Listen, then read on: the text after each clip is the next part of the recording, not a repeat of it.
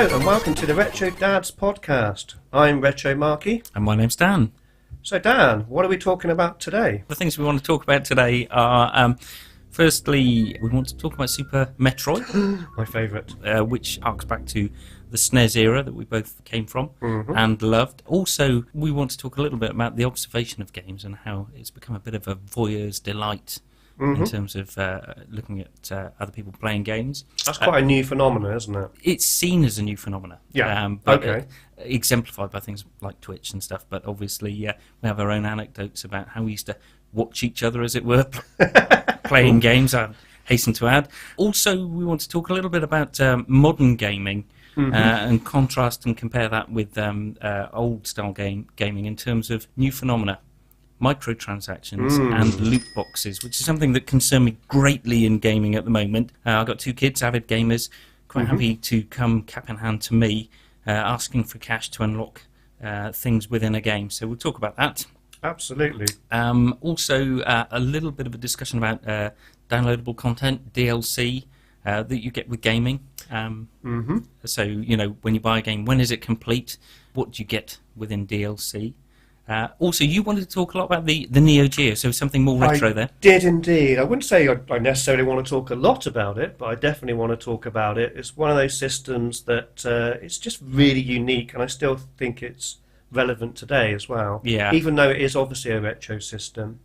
And gaming has changed. Really, for me, the Neo Geo represents that kind of... It was on that cusp between arcade games and home gaming, with things like the Super Nintendo. And so I thought Neo Geo was something definitely worth considering. I'm going to find that interesting because Neo Geo was a system that I didn't really get into. I was aware of. It was a bit of a mystery box, and it seemed quite expensive at the time. It still is, actually. Is it really? Okay, well, we'll talk about that as well. I think it's one of the few systems that's still the same price now as it was back in '92 when it came out. Yeah. Lastly, on our list of things to talk about is just what are we up to at the moment in terms of gaming? What have we been looking at this week? So and we'll a little bit of retro modern news from myself as well, a couple of C64. Absolutely, some new old styly games, so that should be fun. So let's kick off then, Super Metroid. Wow, where to begin with that? I mean, my memory of Super Metroid was, well, like yourself, I remember, I'm not sure what age we were, definitely teens, and both of us got into playing in bands. Yes. I was in a kind of an indie band, and you went off in a different direction into a much heavier, noisier. So we got a bit sidetracked, I think, with sex and drugs and rock and roll. Yeah, which is natural, isn't it? I think so. You sort of segue out of one thing and into another as you grow up. So I think both of us, I mean, not through any choice of our own, just didn't game for a couple of years, maybe a few years at least in my case. Yeah. And then I remember we moved in together, not like that. But we moved in together as mates. Yeah, we did. Three of us living in the house, all into bands and everything else. All pointing fingers about who made the mess in the house, I seem to remember. But going back to the point in hand, and Julian, our flatmate, had a Super Nintendo. Yes, he did. And I came home from work. I remember you and I both worked in offices, different offices, but I came home from work one day, and there was this huge red box with an alien on the cover. Huge cardboard box. And it said Super Metroid on it. God, fancy that. Getting a decent custom box with its own graphic artwork. Huge manual, wasn't it? Yeah. And a map. Decent manual and, bits and bobs in it. So Julian had bought it and he didn't like it. No, Julian was a housemate of ours. He's a bit of a local character involved in music and was involved in bands himself, but DJing, all that kind of thing. But he was quite generous with his games. It was a shared house that we were all renting. It was a legendary dump of the area. But Julian was quite happy for us to play on that console to our heart's delight, which we did, to be honest, in fairness. And well, actually, I'd like to say it was more that you did. I don't remember. I mean, I did play some. Yeah. But I think you were the one who kind of took the initiative to dig it out. You saw this Super Metroid box, started playing it. Yeah. And I must have wandered in at some point, probably eating a curry or something, and sat down, and you were playing Super Metroid, and it was intriguing. So how would we describe this game? It is a sideways scrolling 2D shooter. Essentially, yeah. Slash adventure. Slash adventure, yeah. And there were some unusual things about it. For a start, there was no score, there was no points, no you've beaten the level, well done, go on to level 2. Nobody said anything. There were no other people in the game, actually. It didn't end after 3 lives, did it? No. You had save points throughout the game, so it was something you could invest time in, and your failure would mean that you would fall back to a particular point and be able to reattempt some of the complex puzzles. And there was no text to tell you this kind of alien is allergic to this, or you should shoot that at it, or it was just intuition. You. That was it. And discovery. Yeah, and amazing soundtrack. It's an amazing game. I mean, for me, it was like when we got to the end of that game, it was like finishing an incredible novel that you've been reading for 3 months, and you almost feel almost tearful. It's like, what am I going to do now? That's been part of my life for months. Yeah.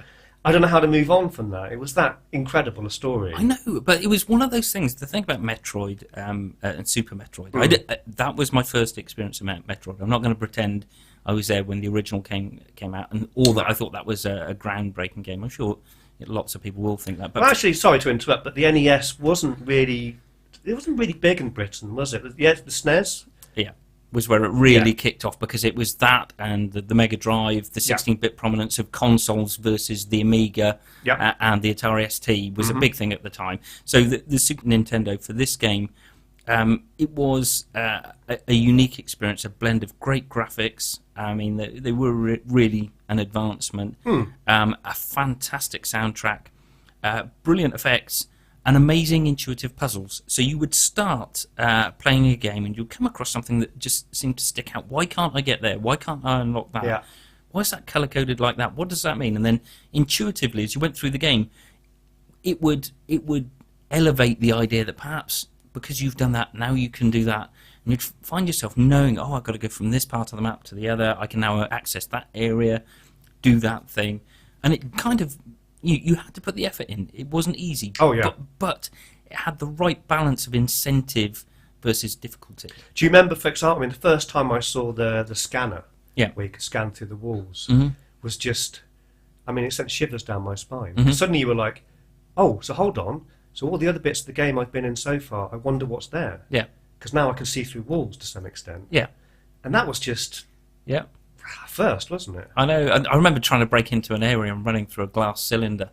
And I've been running through this area for some time, or this passageway, and there was a crack in it. Oh, that bit got me for weeks. Yeah, yeah. And you suddenly realise if I use that weapon there, it shatters that. Spoiler alert if you haven't played it. And you suddenly break free into an entirely new area of the game.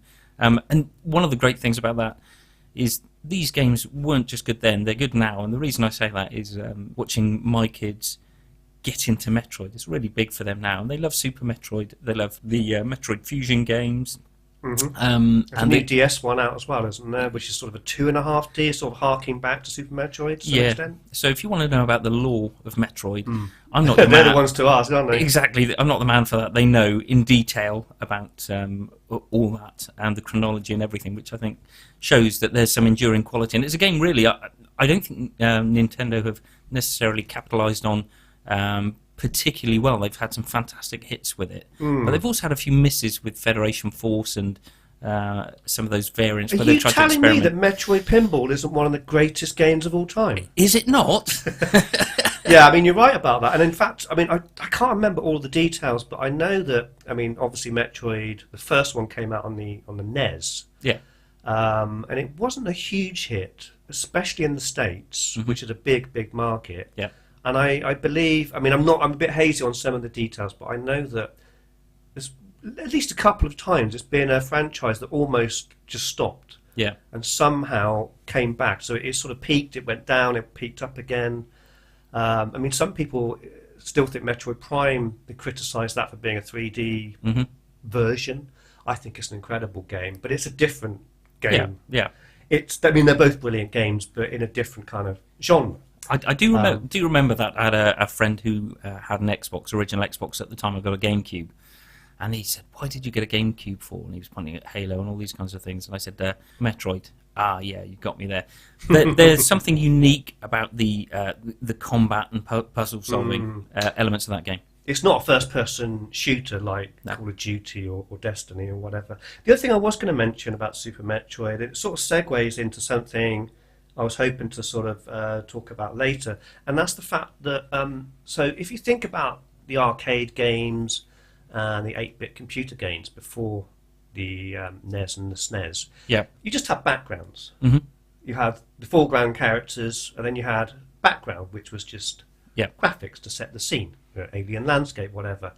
But Super Metroid, and I think Metroid, the first one as well on the NES, was, at least to me, the first game where suddenly the background wasn't just a passive thing all the time. So we talked about the scanner and the various power-ups that you get that enable you, for example, to go through lava and things like that, and to freeze things. The background wasn't a picture, it was part of the puzzle, wasn't it? I've got to say, so we were talking about, this became an observation thing. You sat down and actually enjoyed watching me play a game with all my low levels of skill. Yeah, and I didn't enjoy it because it was a secondary, you wouldn't let me. It was, I actually wanted to sit down and watch it, like watching a movie or reading a book. I wouldn't let him play it. So, no, you're right, but there wasn't, do you remember, that wasn't the first instance, do you remember one other classic game? Zelda? No. It was an Origin-based game on the Commodore 64. Times of Law. Times of Law. That was, you're right, I remember bunking off work to come and not play the game, come and watch you play it. Yeah.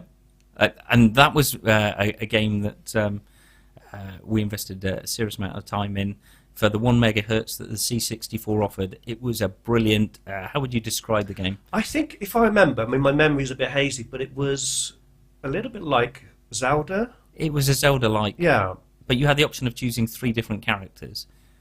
I mean, this is the days when you got a map as an actual physical map and you stuck it on your wall, remember? That was right, you got it in the box. Yeah, huge map, and you'd look at it. Yeah, and it was like a Zelda-type exploration stroke adventure game where you developed the character and sort of discovered things in a very complicated story. You were supposed to be at art school, weren't you? And you're bunking off to play Times of Law. Yeah, and I would take a sickie from work or take a day off.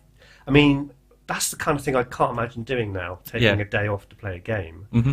But back then, I mean, that's what we did. Yeah, I know. But that game was that good. Oh, it was an absolutely brilliant game. I don't regret playing it, and it was one of the first ones that I played from start to finish, and the sense of achievement was massive on it. So the trend there is having a game, watching a game, enjoying spectating as an act rather than playing. Now, it's interesting, we take a look at the modern world. Yeah. I don't know if you want to dip into this now, but yeah, why not? Yeah, we have YouTubers cool and Let's trendy. Plays. Yeah, exactly, doing Let's Play games, and also Twitch, which is not pre-recorded; it's live streaming of people playing games, and these people are getting enough people watching and getting sponsorship and Patreon endorsements for them to not have a quotes proper job, but actually do this for life, which I find absolutely amazing. Imagine your life is playing games. Take a look at Minecraft dude, Dan TDM,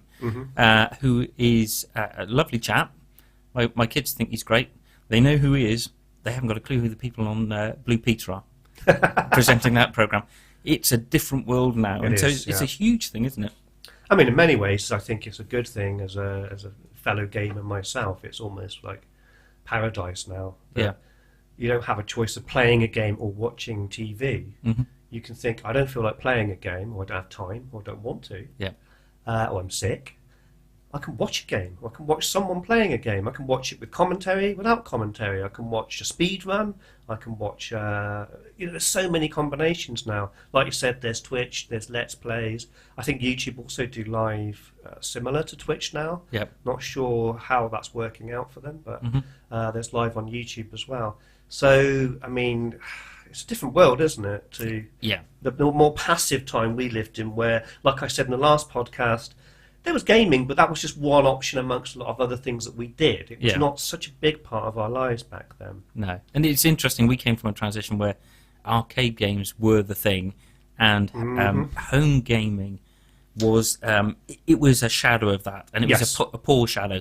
And then suddenly, I would say probably around the midway through the 8-bit phase, just going into the 16-bit phase, it became superior, and we think the quality of the games could offer more in terms of longevity than you would get in an arcade for your 10p that you stole out your mum's purse? Well, not you personally, but Yeah. me if Dad's listening. Yeah, I mean, I think I've got to give credit to Nintendo. I think, although Sega are also a part of that, maybe with Sonic the Hedgehog. But Sonic the Hedgehog is a great game. Yeah. I mean, I bought a Mega Drive to play that game, literally. But that was sort of somewhere in between something like Metroid and a classic arcade game. So a classic arcade game maybe takes an hour if you're really good. Yeah. Go from start to finish, beat 5 levels. Yeah. I mean, we're going to talk about Neo Geo in a while, and the games are very much like that. Then you've got the opposite end of the spectrum with Zelda and Super Metroid, which is a game that takes months to play. And Sonic was sort of between those two. It was still arcadey, but it had a lot of levels. It took a while to get through.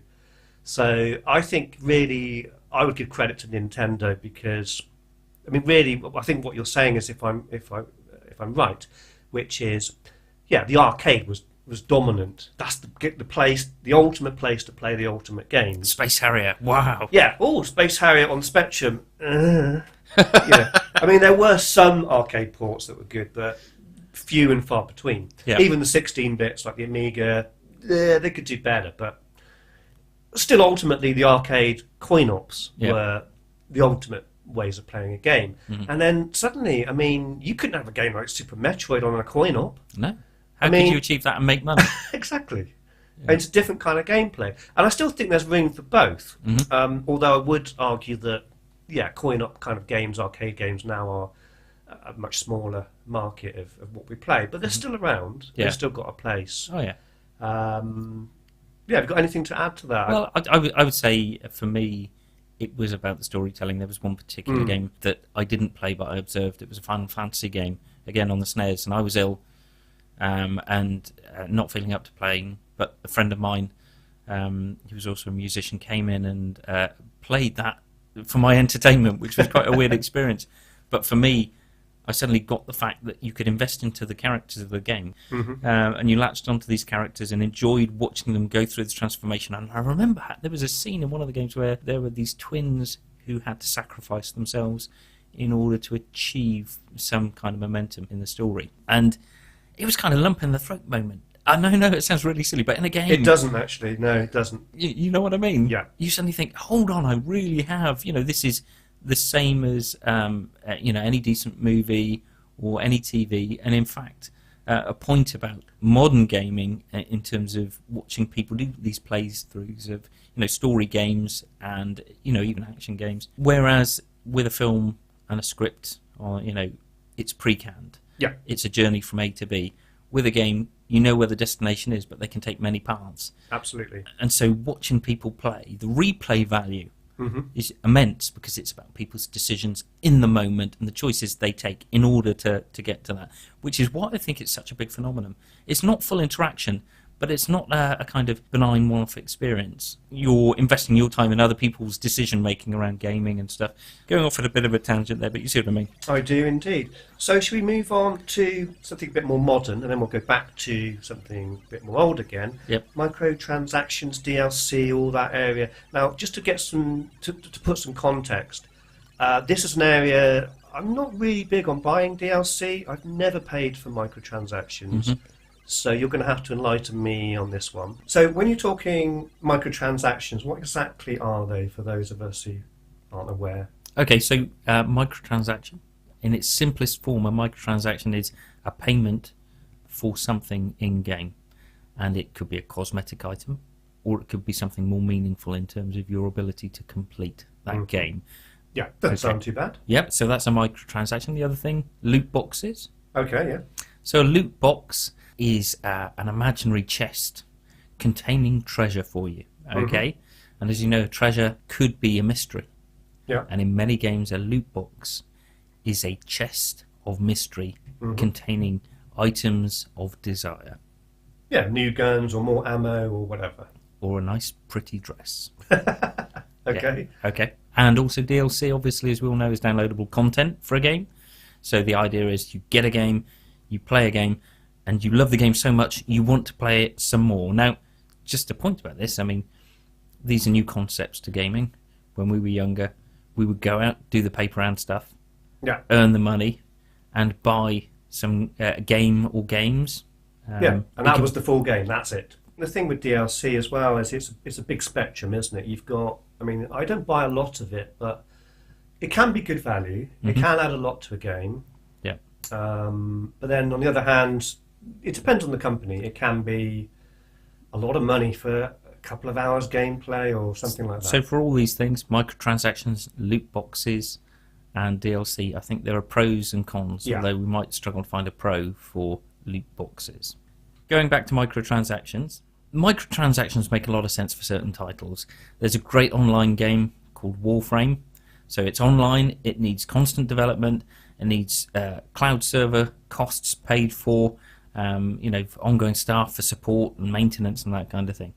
And it's free to play. You don't have to spend money on the game at all if you don't want to. And in a reasonable time scale, you can unlock all the elements of the game that you're playing. It's a looter shooter, so you go out, you go to places, you get into skirmishes and fights, and things get dropped that are items that help you progress. And that's the whole thing, is the loot is a mechanism which helps you to empower that character. So that's your motivation. And it makes sense, certainly for Warframe. I think that they've done that particularly well. But in other titles, I would question microtransactions. If you've spent £50 on a premium title that's been under development, the likes of Star Wars Battlefront 2, which has been in the press a lot recently around this, you paid your money, now give me the game. And when you suddenly find that there are microtransactions within that game that will enable you to advance your character at a rate further than other players, then you've got to start questioning it, because you've already laid down AAA money for the game. But also, and in the case of, it was certainly found out in the beta stages of Star Wars Battlefront, that the natural grind was so long for characters to unlock these perks that gave them the advancement and things like PvP. It took so long that progression was kind of stalled, as it were. However, you could pay money, reward money, and advance at a much quicker rate. And it's upset people in the gaming community massively, to the extent where EA temporarily backed out of that model. It hit EA financially, so EA are the publishers of the game, DICE were the developers. I don't think DICE would be particularly happy with what's happened to their beautiful gaming title, and it is fantastic visually and also quite fun to play, apart from this progression element, which is locked up. It seems EA at times are frustrating as well. I mean, the Sims franchise, for example, I mean, the DLC for that is, well, we're not talking microtransactions, I guess, but they know how to. They certainly know how to monetize their games, don't they? Yeah. So this kind of segues into the next thing, which is loot crates, loot boxes, as it were. We've talked about this concept of paying to achieve things within the game. A loot box, as I said, is a random chance, and if you're paying real-world money for a random chance to get at a thing, that's called gambling? Could it be gambling? It could be gambling, and I don't care what people in the gaming industry say about this. A lot of people are very passionate about this, and in fact, senators in the United States and some countries in Europe are looking at this phenomena of loot crates in a lot of detail, because effectively you can pay real-world money to get a chance at getting the thing that you want. Okay? And if you're spending that money and you're not getting the thing you want, then, you're throwing money down the pan. It's a form of gambling. It's not the direction of travel we want to see. And if we sit back and say, okay, we'll accept that, and that's fine, it's not really gone that far, and the items aren't that game-changing, they'll just move another increment the next game. Absolutely, The player backlash in terms of Star Wars Battlefront has been massive. If you take a look online, there's been, obviously, it changed their approach to the game. It shows consumer power can change the direction of this industry, but you've got to say, as a game developer or a publisher, whether you're doing the right thing morally by locking up content in random chances that people can pay real-world money for. And then that goes on to DLC. So we said downloadable content as a positive thing gives you more things to play, and if you love a game, it gives you that much more to carry on within that world. And a great example of that, downloadable content for Zelda. Right. So it helps you kind of perpetuate that fantasy, as it were. However, there can be questions if you bought a game for a full price, there are still microtransactions and loot boxes going on in it. Plus, you find the game is actually very shallow, and you want some more content. And they say, "Yeah, pay me another £20, and you can have some more game." Mm-hmm. You've got to wonder, should that content have been in the original title that I paid £50 for? Yeah. And that's a concern as well. I think there shouldn't be a $50 entry price, which takes you then on a journey of continual payment in order to get the game that you hoped you'll get in the first place. Yeah, and I think also there's a difference between extra content, which you may or may not pay an amount for, or small or large amount for, and it seems to be that you're suggesting that maybe some games, they are purposefully cutting back the game to make you buy what they've cut back on. Yeah, absolutely that. So in the case of Destiny 2, the game was absolutely miles wide but 1 inch deep, and people were begging for more content, and within 2 months they had new DLC that came out. I mean, you could almost say this. I don't know, I'm a big fan of Call of Duty, as much as nobody likes to admit it. It is a really good franchise, and I've never paid £50 for a Call of Duty game, and never will, because at the end of the day it's a brilliant game, but it's a single player game is around 8 hours. Yeah. And I do not pay £50 for 8 hours entertainment. No. That's it. That's the end of the matter. And I think it's the same with these things, with DLC. I mean, probably the way I'd look at it, if I spent £50 on a game, which is 100%, and the DLC was 10%, bigger, adds another 10%, well, that should be about £5, right? That's the way I look at it. If it's half the price of the game for 10%, you're being conned. I'm not going near it. Yeah. Exactly. So we've got to be, buyer beware with these things. Yeah. Actually, buying into these things is, in some respects, endorsing them because, what's on the balance sheet at the end of the day is making decisions about where games develop in future. Yeah, and just to end on a positive, I mean, I have bought some good DLC, City Skylines, because the DLC for that was a reasonable price, and the game itself was a very reasonable price. Even at full price, I don't think it was above £25 or dollars or euros.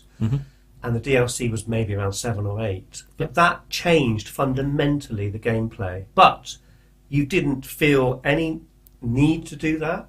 It was more, if you've played the game to death for hundreds of hours and you want something new, you can buy it. You can get some extra content. But if you're like me and more of a casual player, no big deal. So can we move on now to the Neo Geo? The mystery that is the Neo Geo, the dark art of Neo Geoism. Yes. I have a little surprise for you. Well, not surprise, but it's something we didn't plan. I wanted to get your genuine reaction to see and feel. I mean, this is a Neo Geo cartridge. Wow. Well, the box and the cartridge. So I'd like you to open it up and just sort of explain. Unboxing on. Without on a podcast. But basically, we've got a huge, pretty big cardboard box. Good God, man! Yeah. Look at the size of this thing. I mean, this is how the Neo Geo. More chips than a bag of McCain's. This is one cartridge. As you can see, it's rather big. Yeah. Okay. So for those who aren't psychic and are able to see what I've got in my hands, I would describe it as something that's about twice as chunky as a Nintendo Switch. I think a Nintendo Switch is smaller than that one game cartridge. Yeah. It is, and it's a see-through plastic, and I can see a number of chips in it, and it's 2 PCBs. Miraculous. So, what can you tell me about this fantastic cartridge? Then? Well, that's just a random cartridge out of my collection of about a dozen or so. Yep. I just wanted to get just really to highlight what was unique about the Neo Geo, which was that their technology was, I mean, the biggest and best at that time. Yeah. As you can see, this cartridge is absolutely huge. It's on 2 PCBs. So tell me about the Neo Geo. When are we talking about? We are talking, I mean, the Neo Geo came out in 92 and officially stopped in 2004. Yeah. So pretty much compares to the lifespan of the PS2, which I think had a similar 1 decade more or less lifespan. So in terms of gaming, what was the mainstay of the games that you'd see on a Neo Geo? Arcade.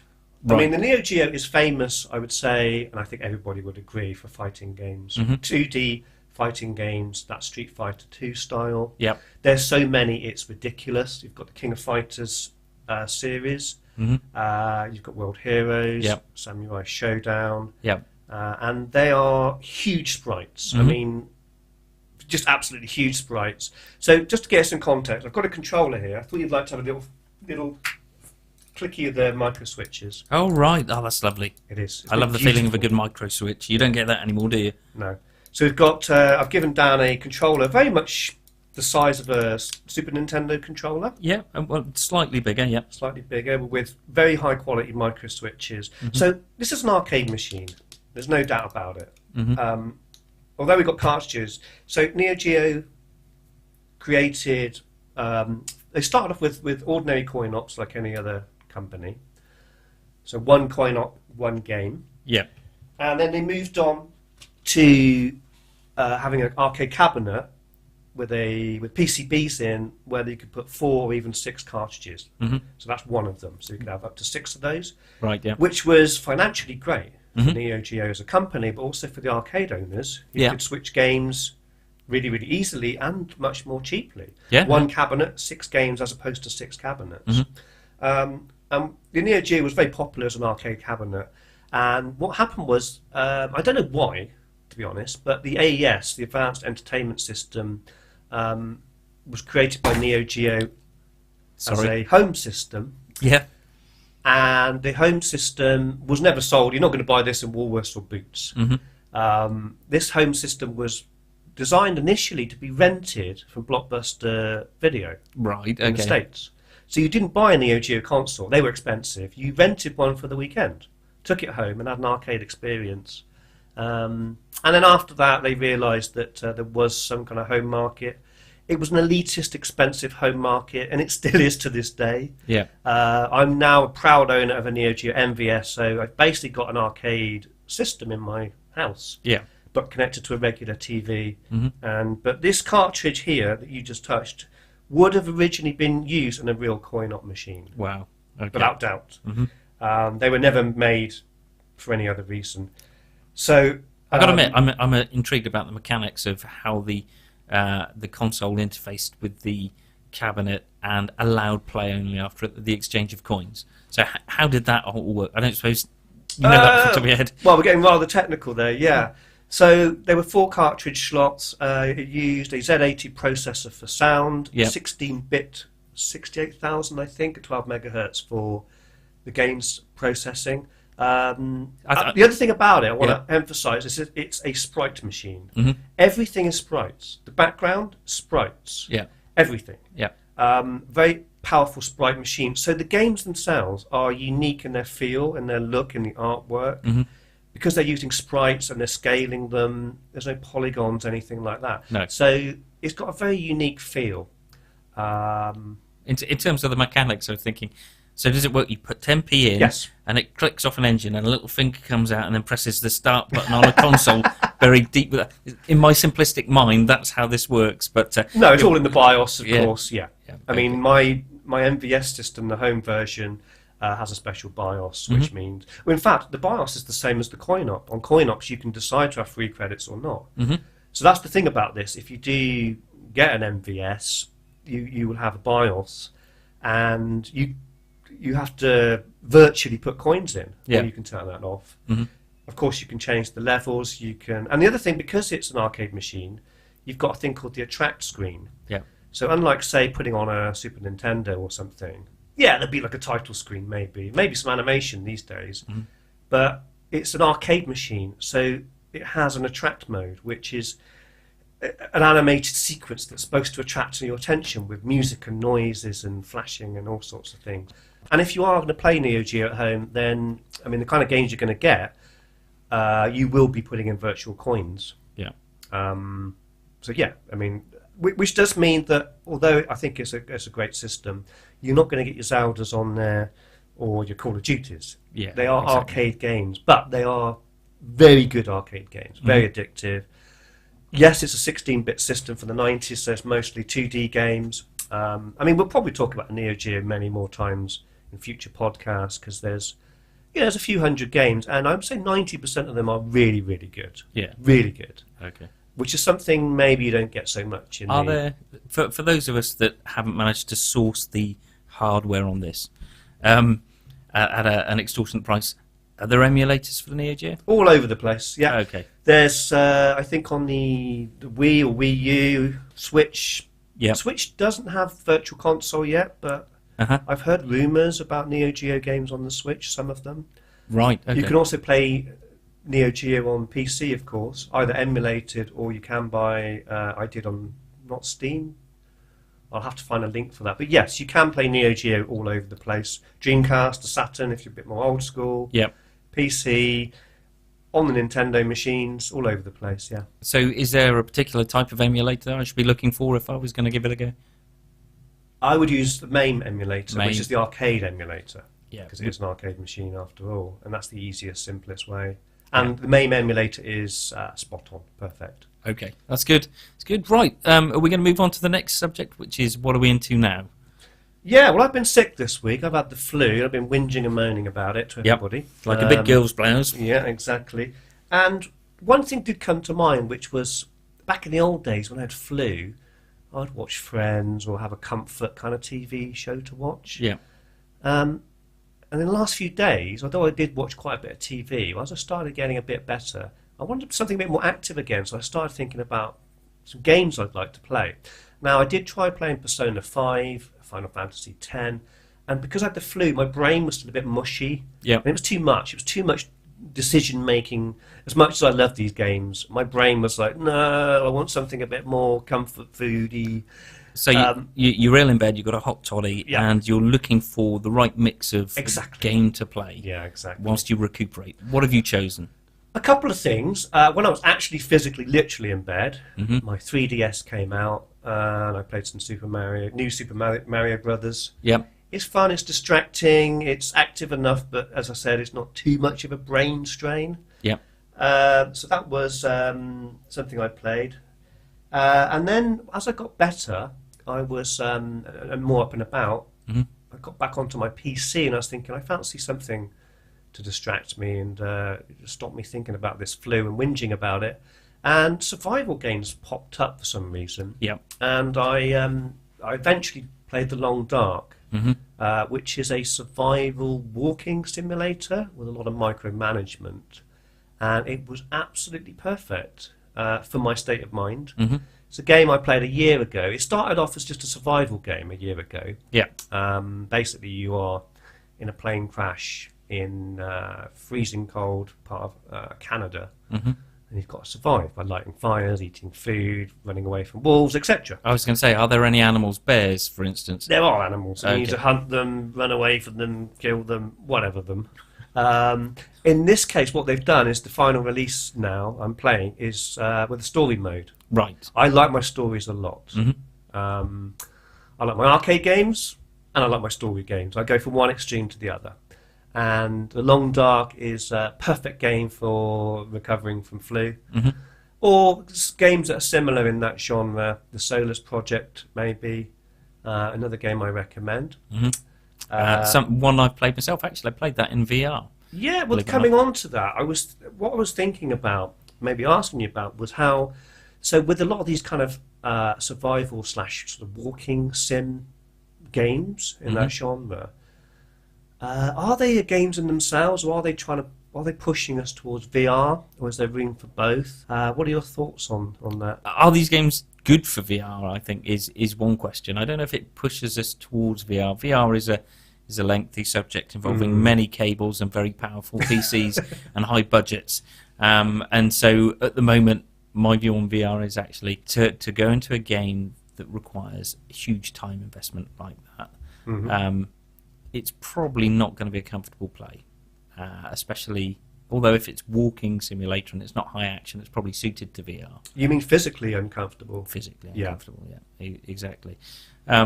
Personally, having experienced Solus Project in VR, much as I love that game in terms of what they're trying to achieve, I've got to say that I found it quite stressful, the whole process of always having to keep the balance of everything right. The micromanagement. Of yourself within a given environment in order to survive. It was a bit of a challenge. And when you further add that into VR, I found it a little bit too much for me. It makes me sound like a wuss, really, but it was a bit of an investment, and it's not one that you could ever kind of sit back and relax in. You're always thinking about the next challenge, the next hurdle you have to jump over. But well, I was just thinking about this. I mean, we were talking about Super Metroid earlier, about the background and your environment being part of the game. Yeah, that was something that was sort of significant at that time. And obviously with these games, we have got this change where, with these kind of games we're talking about, the background is an enemy now. It's the thing that freezes you, hurts you, makes you dehydrated. Yeah. So we're coming round again to that kind of conversation of how video games have changed, where you've gone from the background just being something that's there to set the scene to being an interactive part of the game to now being actually a kind of enemy of sorts. Yeah. The VR thing, I mean, I haven't played the Solus project on VR. I have played some VR, some Oculus with you, and it was mind-blowing. I haven't played the PS4 VR, but I would like to hear your thoughts on it maybe in another episode. I think we will sit down, and there's a lot to say about virtual reality and where that's going. So, yeah, good. What about, there was some new retro as well that you've been looking at recently? Well, I mean, wouldn't be a retro podcast without mentioning my all-time favourite system, which is the Commodore 64, probably one of your all-time as well. Absolutely. Two new games that I've just ordered as original floppies from Cytronic. I'll put links in the video description. Both of them I'm very excited about. One is the sequel to Night and Grail, and that's called Pains and Aches. I haven't played the game. I have ordered it. I'm going to play it, and then I'll talk about it probably in the next podcast. I have seen game footage of it, and it's a 2D adventure game, a little bit in the lines of something like Citadel on the BBC Micro. I remember Citadel had a speech on the BBC, didn't it? It did indeed. What was that speech? I don't remember. What was it? I don't remember either. It was that memorable. Probably Citadel. I think you're right. Probably or Superior Software presents. We'll dig that one out. It didn't have it on the Electron though. It didn't. No. So I'm a big fan of Night and Grail. I might have to talk about that another time. But just to say, for now, there is the sequel is out, and also a game called Steel Runner, which is a new. I'll come back to Metroid yet again. It's kind of Metroid-y. And a bit of Turrican in there. I have played the demo. I'm waiting for the original disc, but it's smooth. It looks really, really good. It's funny you should mention Turrican, because Turrican was a bit Metroid-y, if I remember rightly. That's true, absolutely. So I'll put a link for those below. That's good. That's pretty much all I've got for modern retro gaming at the moment. Okay. So Dan, what have you been playing or looking at the last couple of weeks? So I've been taking a look at something at the moment. There seems to be a trend for pirate games. Pirate games? Well, as in copies? No, not pirated games. Games where one becomes a pirate. That's how pirates speak. So all pirates are from Ireland? From the West Coast, a Welsh. Yeah. So there's one called Sea of Thieves, and it's intriguing to me. It's cartoony graphic style, but it's a multiplayer game where you crew up a 4-man crew into a ship. Each one has to take the reins of a particular element of the ship. It's not too demanding. It's quite kind of casual in that respect. It's strategy then? It's not strategy. It's kind of a multiplayer beat-em-up piracy game, basically. And within this game, you can then attack other ships, go searching for loot, fight against other players, dig up buried treasure. And have you ever looked at a game and just thought, you know what, this actually looks not mindless, but fun? Yeah. Without it being too serious. Yeah, I mean, you don't always want a deep, heavy Skyrim or Persona 5 experience. Sometimes you just want a distraction, a bit of fun. Sometimes you just want to dress up as a pirate, hop into a ship, and then blast somebody with a cannon.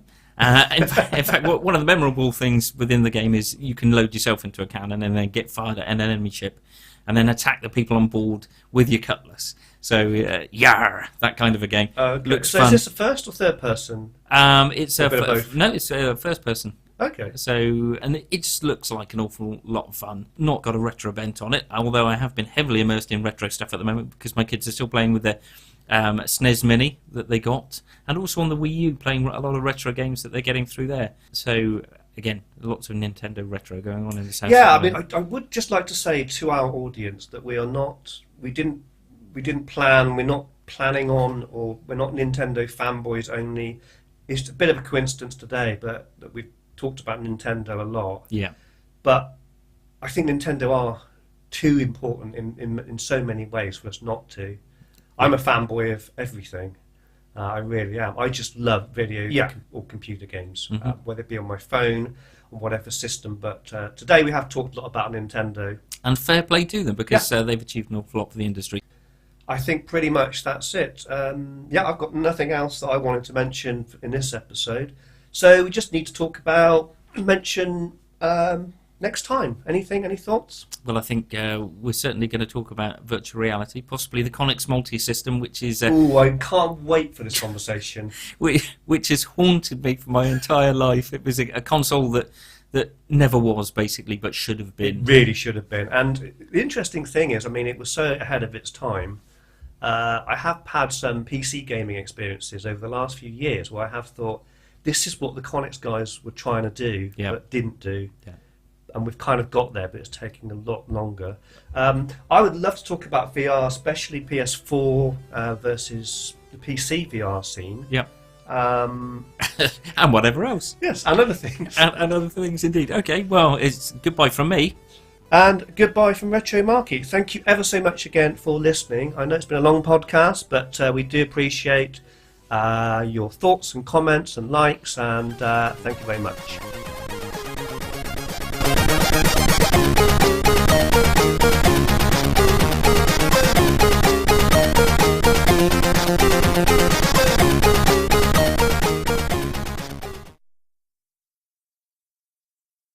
Sorry, sorry, I don't mean to segue off. But Right. Do you remember the time you dropped the curry on the floor? Oh my God, yeah.